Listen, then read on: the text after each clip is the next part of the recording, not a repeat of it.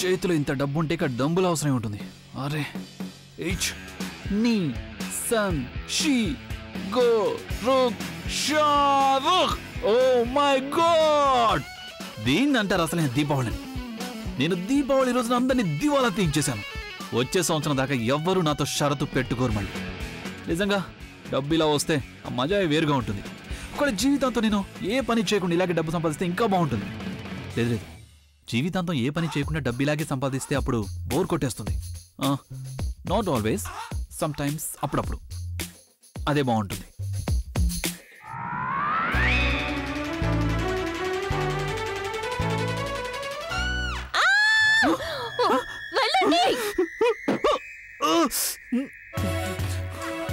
తలుపు లాక్ చేసుకోవచ్చు కదా. మీరు తలుపు లాక్ చేసి రావచ్చు కదా.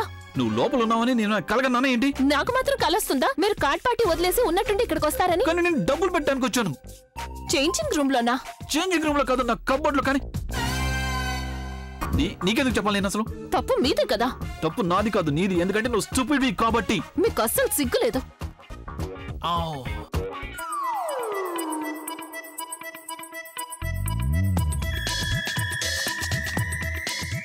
నువ్వు మాటి మాటికి బట్టలు ఎందుకు మారుస్తున్నావా? రాక్ స్టార్ ని నేను, కానీ నువ్వు బట్టలు మారుస్తున్నావు. You are A ఫ్యాక్.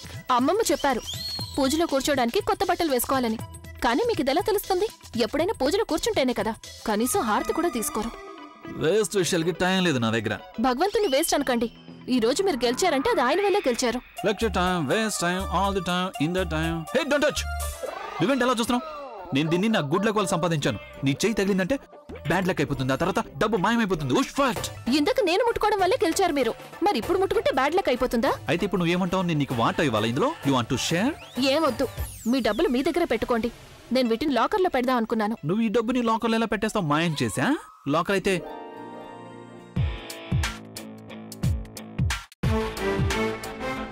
లాకర్ తాళాలు నాన్నమ్మ దగ్గర దొంగిలించావా? ఏ వస్తువు అయితే దానంతట అదే మన దగ్గరకు వస్తుందో దాన్ని దొంగతనం చేయరు.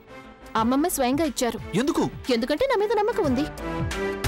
ఓ గాడ్, పాపం మా నాన్నమ్మ నీ మీద నమ్మకంతో నీకు తాళాలు అప్పగించిందా? కానీ పాపం తనకు తెలీదు, ఒక దొంగ ఎప్పటికీ కాపలాదారు కాలేడు అని. A thief can never be a watchman. Can be.